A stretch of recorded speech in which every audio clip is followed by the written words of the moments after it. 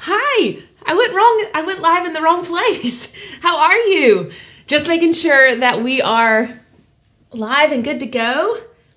Let's see. Okay, I can see myself. Happy Thursday, friends. How are you? Welcome to day 2 of Teacher TV, where tech things happen. You know, that's just how it is in the virtual teacher world. Come on in. I'm Casey Morris, and I am the founder of The CEO Teacher.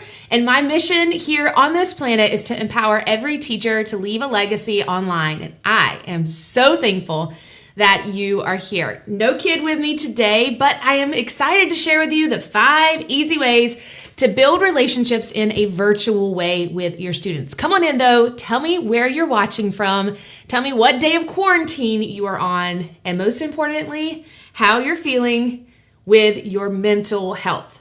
If there's ever a pause in the stream, please bear with us. I live in very small town USA, and internet speeds are not our thing. Right? So sometimes we have a lot of buffering going on because we're streaming to YouTube and to Facebook. But I want you to know that this is a safe place for teachers. I'm so excited to see you guys. Hey, Reading Waves. Hey, Janice. Hey, Kelsey.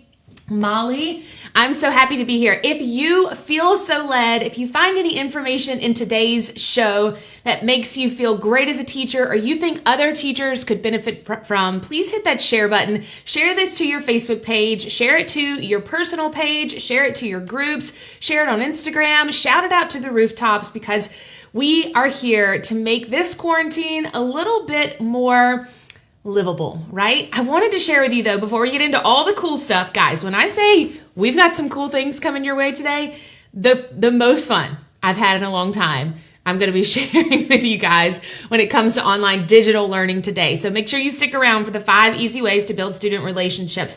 But before we do that, I wanted to give you all a little bit of hope and a little bit of inspiration. It's just kind of what I do. So I wanted to share with you some statistics from a book that I am currently reading. I'm a nerd. I love to read all things personal development. I started that when I was in the classroom.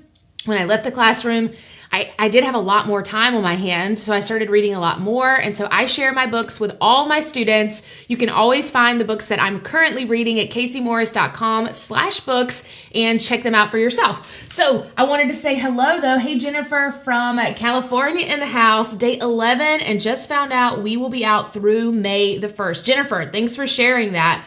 We are still in limbo right now. We're told that schools close until the 31st of March, but we know that they have a meeting tonight, so we're waiting to hear that announcement too. So thanks for sharing that, because I'm curious. Janice, I know that you're in Canada, so what's it looking like in your neck of the woods? Trisha says, I knew in Cali, and wow, I don't even know anymore, but almost I lost it. It said almost 2 weeks, I think. Hey, Indiana. Hey, Ashley. Tag your favorite teacher friends. So we're lagging a little bit. My screen is jumping, but I wanted to go ahead and share with you all something that is no longer on my screen. So I'm reading a book from Dr. Joe Dispenza right now, and I think it's called Becoming Supernatural, but it might be Becoming Superhuman. And anyways, he shares a really powerful thing. Now, I have all my text stuff set up, and I wanted to share my screen with you all about a study. Now, he does all kinds of studies with students that come in. So here is my computer screen, and I'm going to see if I can make this bigger so you can see it. Okay, so what he did, let's get back on it for just a second. So what Dr. Joe Dispenza did was he wanted to see if there was a correlation between gratitude and our immune system. And I thought this is a really cool way to kick off Teacher TV right now with teachers and how we're feeling. So what he did was he took a group. I'm going to read it for you guys because I don't want to, say things that are incorrect. Okay, they took 120 people right here at one of his trainings, and they found that there's a hormone called IgA, and it is responsible for the healthy function of your body's supreme internal defense system. Okay, your immune system, right? And they wanted to find out if practicing gratitude on a daily basis could help boost your immune system. And they tried it with 120 people for 5 days, and all they had to do was to practice gratitude. Let's see. Out of 120 participants, I'm going to pull it up here. They had to practice love, joy, or gratitude for 9 to 10 minutes 3 times a day to determine if they could reverse the stress levels, the anxiety, things that were depleting their immune system. If they could elevate their emotional stress into a good, positive way, could it help? And what they found was that their IgA, or their immune system levels, shot up on average from 52.5 to an 86 out of 100. Holy cow. What if we could, every single day, instill that inside of us and our students? Practicing gratitude is something that we probably do, but now that we have our most valuable commodity back, which is time, we can do it on a much bigger level. I'm talking 10 minutes a day, 3 times a day. Right now in the comments section, tell me what you're thankful for. Now, we are all grateful for the obvious things in our life, like our family and our church and our dogs and our fur babies. We're thankful for those things, but what if you could be thankful for even more? If you could take it a little bit further. What else have you been given in your life that you should be thankful for? For me, barbecue. I love barbecue and I love tie-dye. I'm so thankful for those things in my life. They make me a better person. So tell us what you're thankful for, what you're grateful for today, and I encourage you to practice that strategy 3 times a day for the rest of quarantine so you can be in a great headspace mentally, emotionally, and physically for the remainder of our duration together. So let's get started though on our 5 easy ways to build relationships with students after I find out what you're grateful for today. So Tanya says she is grateful for the slowdown. Oh, yes, me too. Man, it has just been honestly, cannot stop smiling with life needed to slow down for me a little bit. And it's just been such a blessing. Thank you for sharing that. Long walks. Yes, I've been taking a long walk every day too. Sarah says, I'm grateful for my health and the health of my family. Sarah, it's so good to have you here. So excited. Christy says, yes, the slowdown. Christy, I'm going to be sharing one of Christy's strategies that she shared with me in just a few minutes. It's so good. Don't tell them what it is yet, Christy, but tell them how great it is, okay? Rachel, when you get into the Keystone Habit of Gratitude practice, I found that you notice things. Oh, you guys are typing so fast. I can't keep up with you. Rachel, I love that you talked about Keystone Habits. Yes, and over the next few days and a few weeks, we'll talk about how we can infiltrate our entire life with practicing beautiful Keystone Habits. But if you're here for the students and not about you, then let's get this party started. So step 1, or tip number 1 on ways to build beautiful relationships with your students is something so simple. You're going to say, Casey, wow. Yeah, we know this. But have you done it yet? That's my question to you is, yes, you understand the power of a written letter, a handwritten letter that says, hey, Shelly, just checking in. I hope everything's going well. Wanted to remind you that we go live in Google Classroom or on Zoom or in Google Meet on Mondays at 2:00. And I wanted to make sure that you were there because I've missed seeing you. You understand the power of a written letter, and some of us can't leave our homes, but we can get to our mailboxes. So write it. Tell them thank you. Very few people use that strategy in today's world, and I can tell you that the people that have left a lasting impression on me. Do you have someone in your life that wrote you a letter?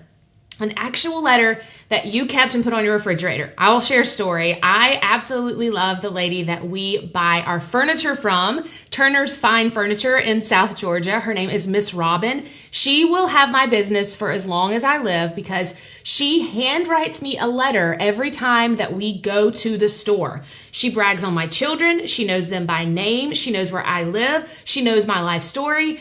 And it makes me feel like I belong there. So let me ask you this. Are you making your students feel virtually like they belong there? A super simple way to do that is to write them a letter, tell them you miss them, take 5 students a day and start sending the letters, and then say, bring this letter on the screen when I see you so I know that you got it. I think it's a great way to have students excited, checking the mail, giving them something to look forward to. As an adult, you've probably had moments in your life where you think, I don't have anything to look forward to. And as children, that can be debilitating because school may have been the only thing that they had to look forward to. So let's send some positive letters of inspiration, not just virtually, but also writing them. Natalie says, I'm grateful for home workouts. Yes, and Amazon delivery. Amen. Even if Prime means 2 weeks instead of 2 days, you know, I feel you, Amazon. Jennifer says, I'm grateful for half and half creamer for my coffee. Yes, finally got some after 2 weeks of having none. That is a struggle.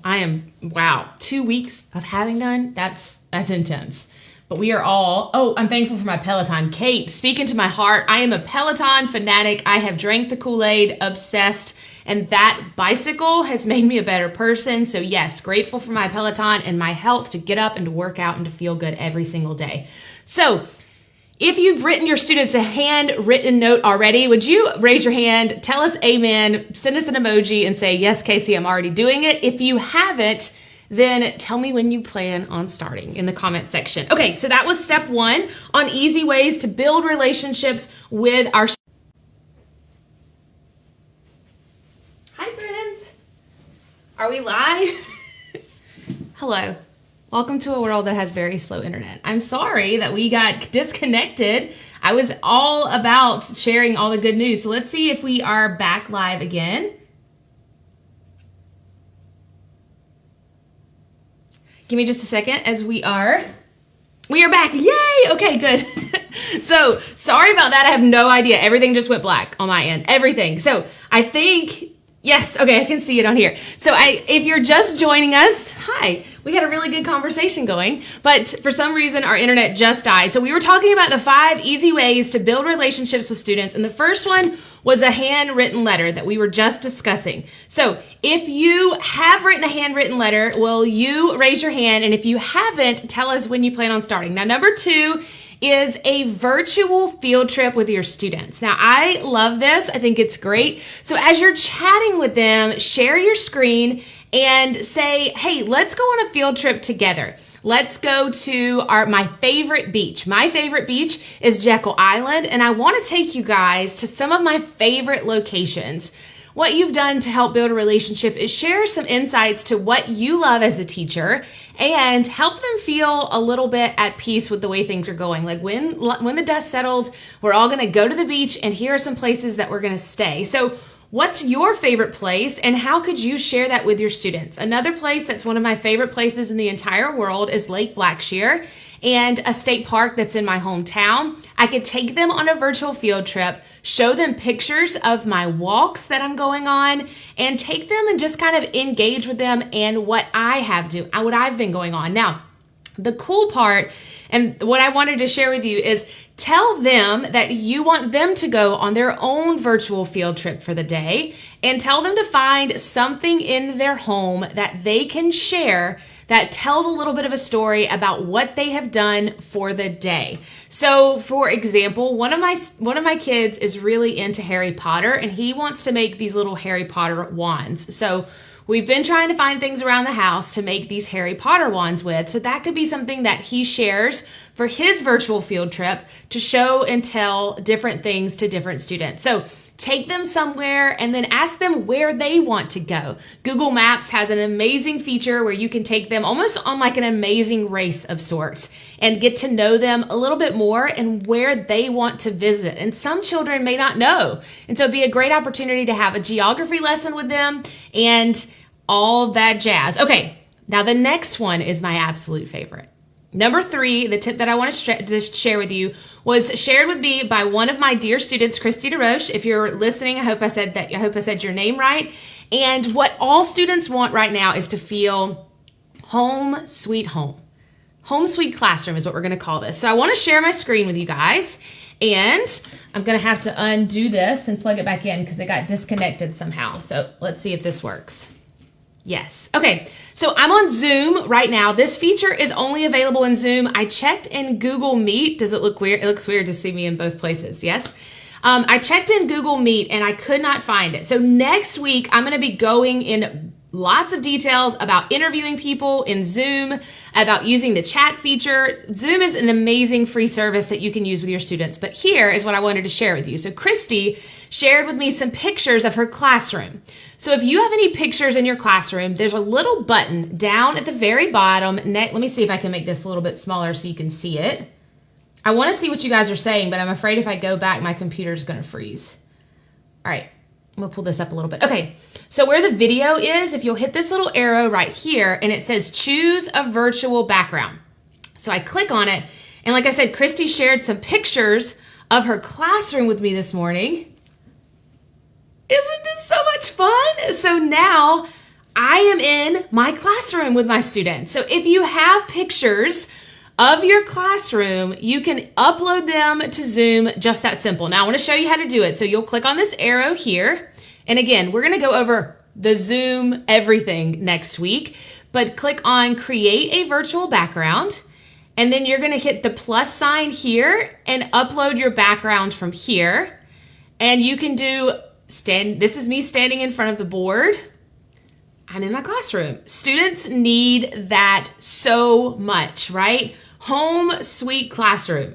Is this not the coolest thing you've seen all day? I mean, it's pretty cool. Okay, I want to see, maybe if I check on my phone, I won't make my computer go off on me. So how many of you are utilizing this tool? And if not, when do you plan on starting? Because I absolutely cannot wait to see you in your classrooms. I think I like the picture of the whole classroom a little bit better. So I'm going to go back here and share it that way. So you can tell your students, say, hey, Miss Morris is in the classroom for today, and here's what we're going to be learning. And then you can play around with it and show them, you see this here, it's actually not me in the classroom, it's just a picture of my classroom in the background. And I think that they'll find that really cool, but it's going to make them feel connected to you as you build that relationship with your students. Now, so first tip of the day was write a handwritten letter. The second tip of the day was virtual field trips. Take them to your favorite place by taking them on a picture tour or taking them places virtually by sharing your screen. Step 3 was home sweet classroom. Change your virtual background to be your classroom to make students feel like they are home. And then number 4 on the tips that I want to give you is a home tour. How can you take your students every day around your house and show them some really, really cool places? Like, here is my kids' bedroom. Here is my bedroom. Here is where I like to rock on the front porch. Here's my favorite lemon tree. I'm going to do a lesson from my lemon tree today. Or where in your home could you take them every single day? Change the scenery up just a little bit to help develop those relationships and ask them to do the same. Tomorrow, we're going to talk about how students can create a safe place in their home. And I'm going to tell you all of the different things that they can do so they can sit in the same place with you and learn from you every day, and how to have almost like a calm down corner if they're having a moment when they need to take a little bit of a break. Now, the very last thing that I want to do to build a relationship with your students is to have show and tell time with something or someone from their home. So if they have a sibling, tell them it's okay for baby brother to sit in for the lesson. If they have guardians that are in the house, if they have fur babies. My husband hates when I say fur babies. He thinks it's ridiculous. He's like, they're just dogs, Casey. You don't have to call them fur babies, but they are. Can't help it. So how could you encourage them and make them feel like it's okay to bring your brother or your sister on the screen? If they're older or younger, it's a time for your family to come together and to build those relationships full of trust. Again, I wish I could see what you guys were saying right now, but I'm afraid that I'm going to freeze everything up. But thank you so much for watching day 2 of Teacher TV, where we're going to be sharing daily tips, inspiration, and so much more for teachers during this time. And I am so thankful that you are here. I hope that you all have a fabulous day, and I'll see you same time, same place tomorrow. Hope you have a great day. Bye.